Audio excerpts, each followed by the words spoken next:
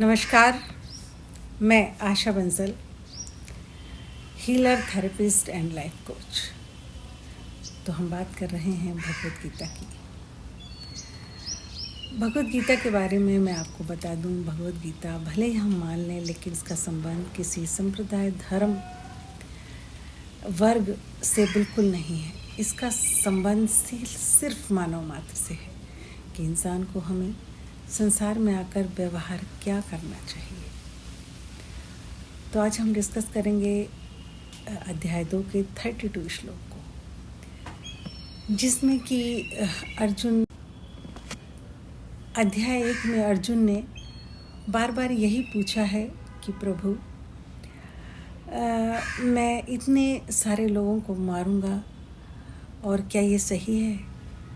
क्या मैं पाप का भागी नहीं बनूंगा जब इतने सारे लोग मेरे हाथों से मारे जाएंगे? तो भगवान कृष्ण ने इस श्लोक में इसी का उनको आंसर दिया है कि कब हमें किस चीज़ के लिए पाप लगता है और कब नहीं लगता। अध्याय 2 का 32 श्लोक है, जिसमें कि भगवान कृष्ण कह रहे हैं, हे अर्जुन, अपने आप आया हुआ युद्ध स्वर्ग का सीधा दरवाजा है।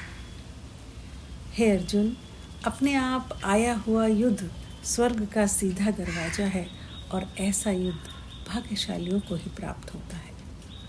अपने आप आया हुआ युद्ध क्या होता है?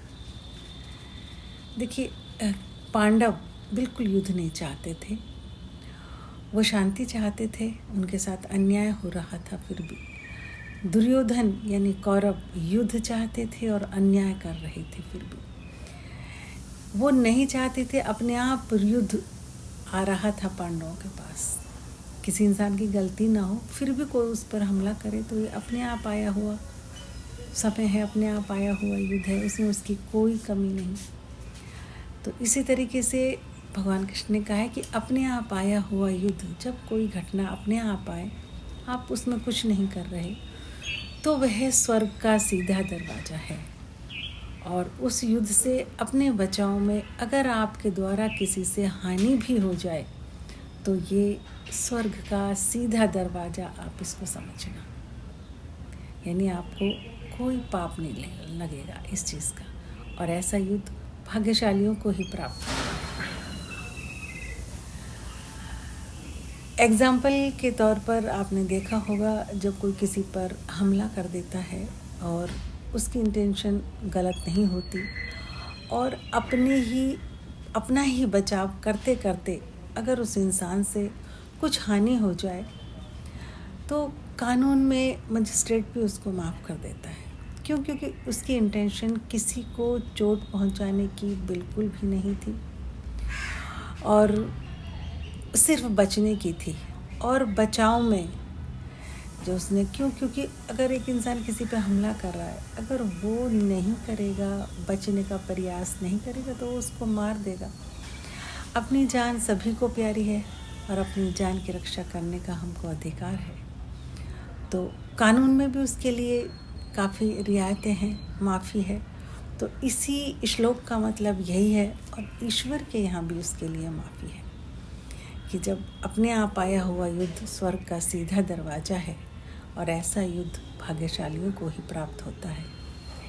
मतलब कि जब भी जीवन में कोई भी घटना ऐसी घटे कि आपका उसमें कोई दोष नहीं, आपका मन बिल्कुल साफ है, आप अशांति या हानि दूसरे की बिल्कुल नहीं चाहते, लेकिन फिर भी दूसरा इंसान लगातार आपको उकसा रहा है और वो बिल्कुल नहीं चाहता आपको छोड़ना, वो आपको नुकसान पहुंचाना चाहता है, मार देना चाहता है, तो ऐसे टाइम पे नेचुरल सी बात है, आप भी अपना बचाव करेंगे। तो ये हो गया अपने आप आई हुई घटना, आई हुई युद्ध, और उस घटना के तहत अगर दूसरे वाले को कुछ नुकसान पहुंचता है तो उसमें आपको कोई भी पाप नहीं लगेगा।